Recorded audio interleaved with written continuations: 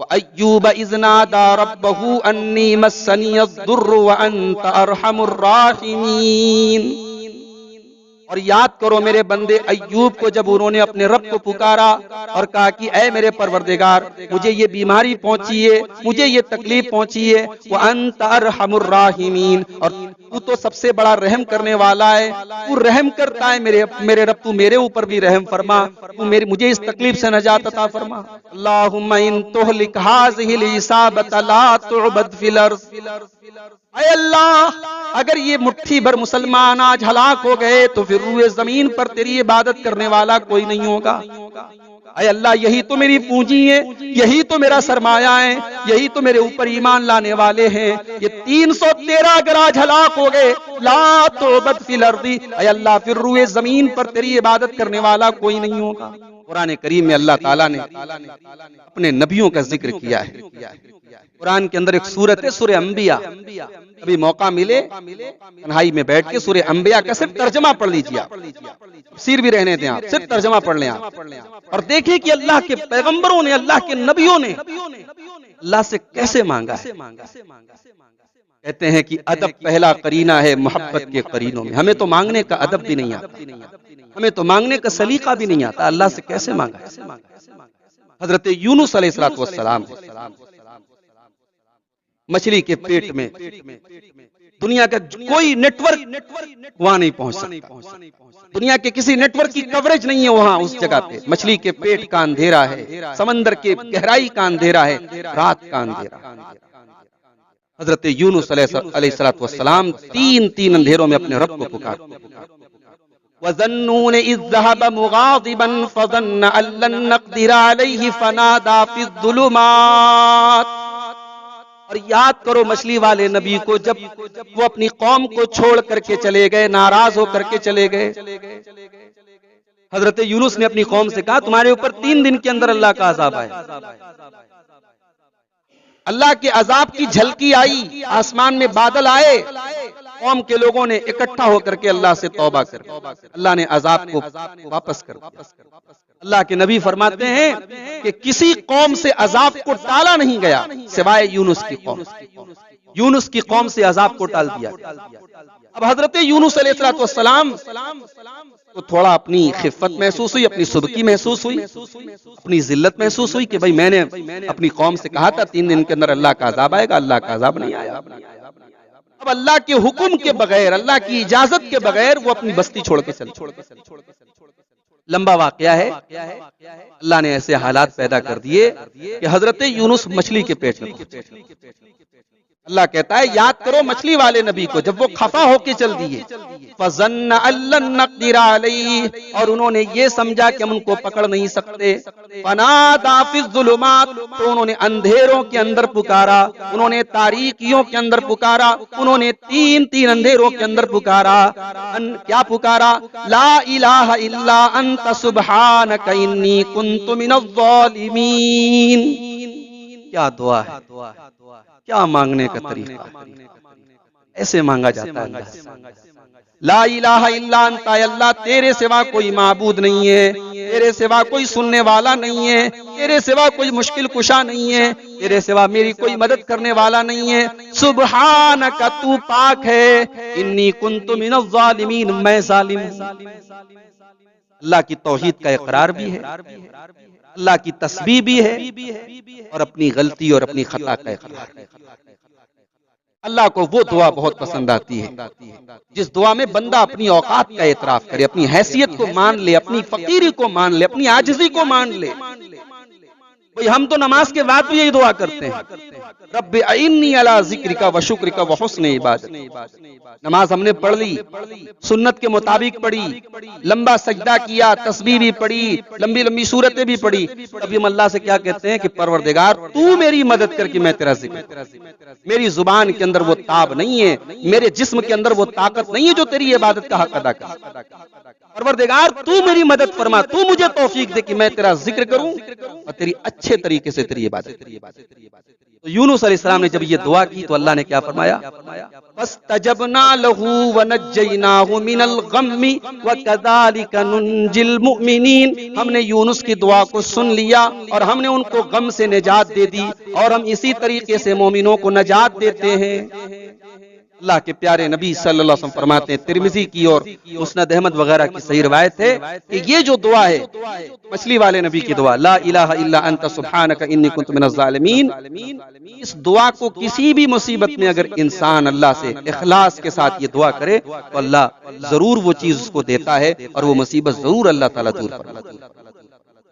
اور آگے پڑھیے، اسی سورہ انبیاء میں اللہ کے ایک اور پیغمبر کا ذکر ہے جن کو ہم حضرت ایوب علیہ السلام کے نام سے۔ ایوب علیہ السلام بڑے خوبصورت تھے، مال بھی بہت تھا، اہل و عیال بھی تھے، بچے بھی تھے، پریوار بھی تھے، خوش تھے۔ آج ہم لوگ خوشحال رہتے ہیں، ذرا سی مصیبت آ جائے تو ہمارے منہ سے جملے نکل جاتے ہیں، بھائی اللہ ہم کو کیوں اتنا آزما رہا، ہمارے اوپر ہی اتنی مصیبتیں کیوں آ رہی، ہمارے ہی بچے کیوں مر رہے ہیں، ہمارے ہی ساتھ یہ حادثے کیوں ہو رہے ہیں۔ ایوب علیہ السلام خوبصورت ہیں، پیسے والے ہیں، بال بچے دار ہیں، بڑا پریوار ہے، سب ختم ہو گئے، دولت ختم، بچے چھوڑ کے چلے گئے، بیویاں چھوڑ کے چلی گئیں، اور بیماری کیسی تھی؟ علامہ ابن کثیر نے لکھا ہے جذام کی بیماری، جذام جانتے ہیں، کوڑ کی بیماری۔ حالانکہ بعض علماء نے کہا کہ کسی نبی کو کوڑ کی بیماری نہیں ہو سکتی، کیونکہ کوڑ ایک ایسی بیماری ہے لوگ گھن کھاتے ہیں، اللہ اپنے کسی نبی کو ایسی بیماری نہیں دے سکتا جس سے لوگ گھن کھائیں۔ یہ بعض علماء نے یہ استدلال بھی کیا ہے، لیکن بہرحال اختلافی مسئلہ ہے۔ حافظ ابن کثیر نے نقل کیا جذام کی بیماری تھی، کوڑ کی بیماری، اور پورا بدن زخموں سے چور تھا، صرف دل اور زبان دو چیزیں سلامت تھی۔ اور کیوں سلامت تھی؟ علامہ ابن کثیر کہتے ہیں یذکر بہم اللہ عز وجل، کیونکہ دل اور زبان کنٹینیو اللہ کے ذکر میں لگے۔ اللہ، جو چیز اللہ کے ذکر میں لگی رہے وہ چیز خراب نہیں ہو سکتی۔ اسی لیے جس گھر میں اللہ کا ذکر ہو رہا ہو، اللہ کے نبی کہتے وہ گھر زندہ ہے۔ جس گھر میں اللہ کا ذکر نہ ہو رہا ہو، جس گھر میں نماز نہ پڑھی جا رہی ہو، جس گھر میں قرآن نہ پڑھا جا رہا ہو، جس گھر میں اللہ کا نام نہ لیا جا رہا ہو، وہ گھر مردہ ہے۔ اس گھر کے ڈیکوریشن پہ نہ جاؤ، اس گھر کے پینٹ پہ نہ جاؤ، اس گھر کے وال پیپرز پہ نہ جاؤ، اس گھر کی سجاوٹوں پہ نہ جاؤ، اگر گھر میں اللہ کا نام نہیں لیا جا رہا ہے وہ گھر مردہ ہے۔ ایوب کا پورا بدن زخموں سے چور، صرف دل اور زبان سلامت۔ اب دعا کرتے وَأَيُّوبَ إِذْ نَادَى رَبَّهُ أَنِّي مَسَّنِيَ الضُّرُّ وَأَنْتَ أَرْحَمُ الرَّاحِمِينَ۔ اور یاد کرو میرے بندے ایوب کو جب انہوں نے اپنے رب کو پکارا اور کہا کہ اے میرے پروردگار مجھے یہ بیماری پہنچی ہے، مجھے یہ تکلیف پہنچی ہے، وَأَنْتَ أَرْحَمُ الرَّاحِمِينَ، اور تو تو سب سے بڑا رحم کرنے والا ہے، تو رحم کرتا ہے میرے رب، تو میرے اوپر بھی رحم فرما، تو مجھے اس تکلیف سے نجات عطا فرما۔ اللہ نے دعا قبول کی۔ فَاسْتَجَبْنَا لَهُ فَكَشَفْنَا مَا بِهِ مِنْ ضُرٍّ وَآتَيْنَاهُ أَهْلَهُ وَمِثْلَهُمْ مَعَهُمْ رَحْمَةً مِّنْ عِنْدِنَا وَذِكْرَىٰ لِلْعَابِدِينَ۔ ہم نے ایوب کی دعا کو سن لیا، ہم نے ایوب کی بیماری کو دور کر دیا، ان کے پریوار کو بھی لوٹا دیا، ان کے بچوں کو بھی لوٹا دیا، اور جتنے بچے تھے جتنا پریوار تھا ان سے اور زیادہ ان کا ڈبل ان کو عطا فرمایا۔ ایوب نے اللہ کو دعا کے پاور کو محسوس کرے میرے۔ میں نے کسی کے بارے میں پڑھا تھا، غالباً نیپولین بوناپارٹ کے بارے میں پڑھا تھا، اس نے کہا تھا کہ میری ڈکشنری میں امپاسبل کا لفظ نہیں، میرے لیے کچھ امپاسبل نہیں ہے، میں اپنی زندگی کے لیے کسی چیز کو امپاسبل نہیں سمجھتا۔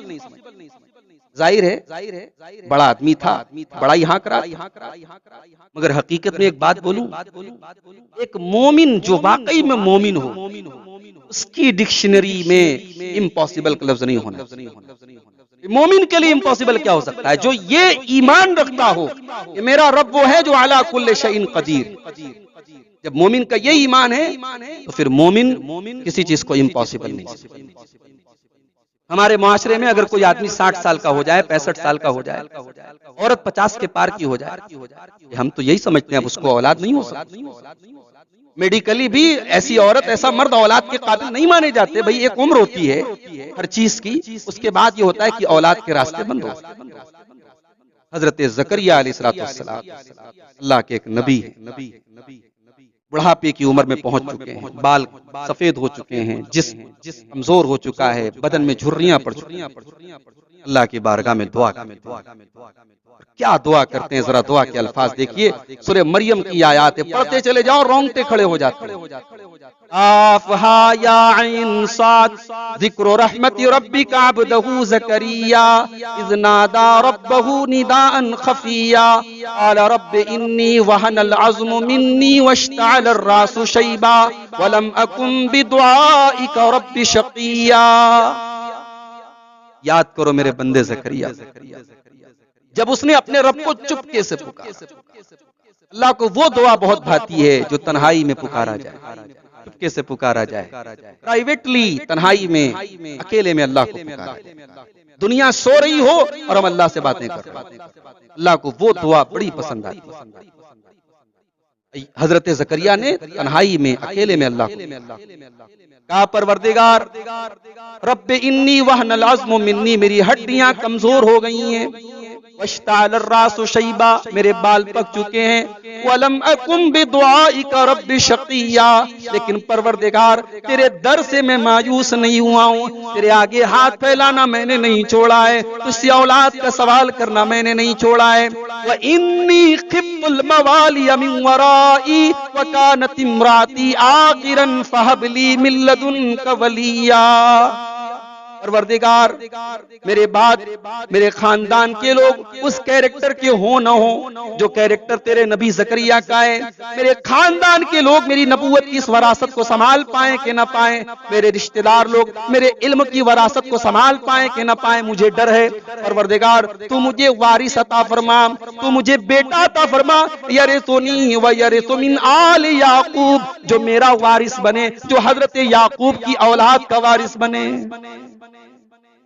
نبیوں کی وراثت مال نہیں ہوتی, نبیوں کی وراثت ان کا علم ہوتا ہے, ان کا تقوی ہوتا ہے, ان کی دینداری ہوتی ہے.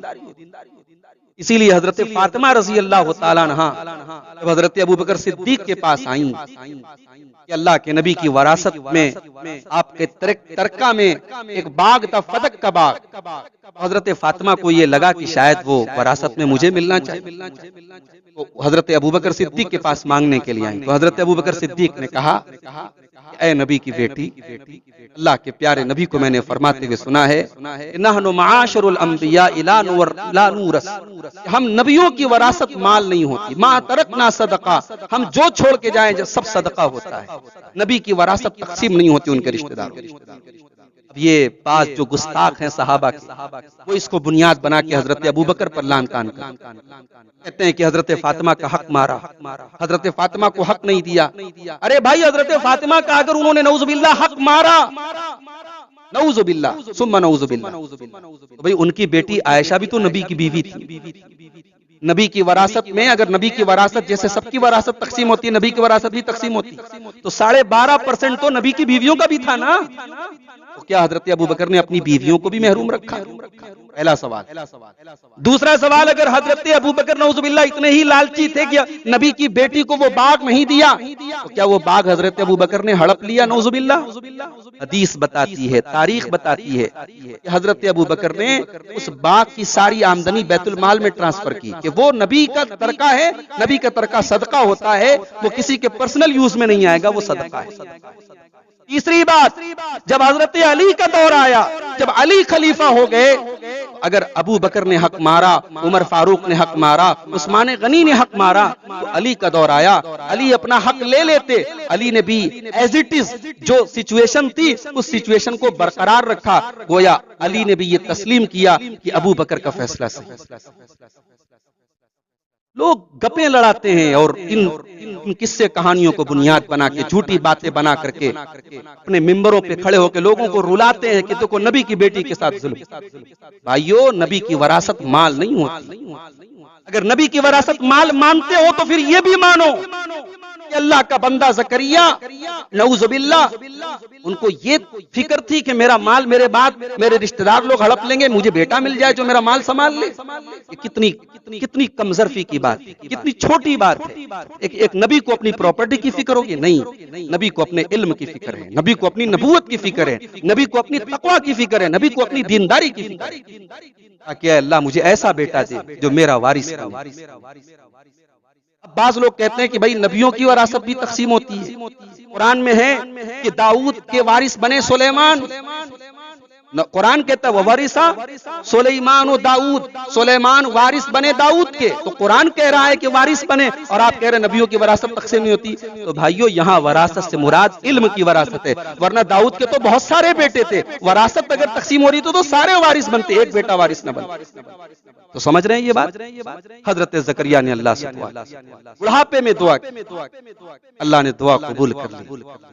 اللہ نے فرشتے کو بھیجا، فرشتہ آیا اور فرشتے نے آ کر کے بشارت سنائی، انا نبشرک بغلام اسمہ یحییٰ لم نجعل لہ من قبل سمیا. اے زکریا تو نے بیٹا مانگا، تجھے بیٹا مل رہا ہے، اور بیٹا بھی ایسا مل رہا ہے جس کا نام اللہ نے رکھ کے بھیجا، جس کا نام اللہ نے رکھ کے بھیجا کہ اس بیٹے کا نام یحییٰ ہوگا. اور اے زکریا یہ یحییٰ اتنا یونیک نام ہے، آج تک کسی نے یہ نام نہیں رکھا. پتا چلا بچے کا نام یونیک رکھ سکتے ہیں، بچے کا ایسا نام جو کسی نے نہیں رکھا رکھ سکتے ہیں، لیکن میننگ صحیح ہونی چاہیے، مطلب صحیح ہے تو نام رکھ سکتے ہیں. ابھی ایک صاحب نے واٹس ایپ پر سوال کیا لڑکی کا نام ہند رکھ سکتے ہیں کہ نہیں؟ لڑکی کا نام ہند رکھ سکتے ہیں کہ نہیں؟ ہند کے معنی ہندوستان. ان کو یہ لگا کہ بھئی ہندوستان ایک ایسا ملک ہے جہاں غیر مسلم رہتے ہیں، کافر رہتے ہیں، تو لڑکی کا نام ہند. میں نے کہا بھائی ہند تو بہرحال ہمارے ملک کا نام ہند ہے، مگر عربی میں ہند کا مطلب کچھ اور ہوتا ہے. عربی میں ہند کہتے ہیں اونٹوں کی جماعت، بہت سارے اونٹ ہیں ان کو ہند کہتے ہیں. اور عرب میں یہ نام رائج تھا. حضرت ام حبیبہ نبی کی بیوی ہیں، ان کا بھی اصل نام ہند تھا. حضرت معاویہ کی ماں ہند بنت عتبہ، ابو سفیان رضی اللہ تعالیٰ عنہ کی بیوی، جن کے بارے میں جھوٹی روایت مشہور کر دی گئی کہ انہوں نے حضرت حمزہ کا کلیجہ، کوئی معتبر روایت موجود نہیں. حضرت حمزہ کو قتل کرنے والے حضرت وحشی تھے، جنہوں نے بعد میں توبہ کر لی، اسلام قبول کر لیا. کوئی ثبوت نہیں ہے کہ انہوں نے حضرت ہندہ کے حکم پر ان کو قتل کیا تھا. اور اس کا بھی کوئی ثبوت نہیں کہ حضرت ہندہ نے، حضرت ہند بنت عتبہ نے حضرت حمزہ کا کلیجہ چبایا. روایات مشہور کر دی ہیں، لوگوں کے دماغ میں نفرت ڈال دی گئی، ہندہ بڑی خراب عورت تھی نعوذ باللہ. ارے بھائی اسلام لے آئیں، صحابیہ ہو گئی، نبی پر ایمان لے آئیں، اب ہمارے لیے وہ رضی اللہ عنہا ہو گئی. تو حضرت زکریا کو بیٹا ہوا، اس کا نام یحییٰ رکھا. تو دعا وہ چیز کر دیتی ہے جو پاسبل نہیں ہے، امپاسبل ہے، دعا کے ذریعے پاسبل. بدر کا میدان ہے، 313 مسلمان ہیں، سامنے 1000 لشکر ہے. 313 میں بچے بھی ہیں، بوڑھے بھی ہیں، جوان بھی ہیں، 1000 سب لڑنے کے لیے آئے ہیں. 313 کے پاس ڈھنگ کی سواریاں نہیں، ڈھنگ کے ہتھیار نہیں، لڑنے کے اسباب نہیں. اللہ کے پیارے نبی بدر کے میدان میں اللہ کی بارگاہ میں دعا کی، اللہم ان تہلک ھذہ العصابۃ لا تعبد فی الارض. اے اللہ اگر یہ مٹھی بھر مسلمان آج ہلاک ہو گئے تو پھر روئے زمین پر تیری عبادت کرنے والا کوئی نہیں ہوگا. اے اللہ یہی تو میری پونجی ہے، یہی تو میرا سرمایہ ہے، یہی تو میرے اوپر ایمان لانے والے ہیں. یہ 313 اگر آج ہلاک ہو گئے، لا تعبد فی الارض، اے اللہ پھر روئے زمین پر تیری عبادت کرنے والا کوئی نہیں ہوگا. نبی دعا کرتے چلے جا رہے ہیں اور روئے چلے جا رہے ہیں.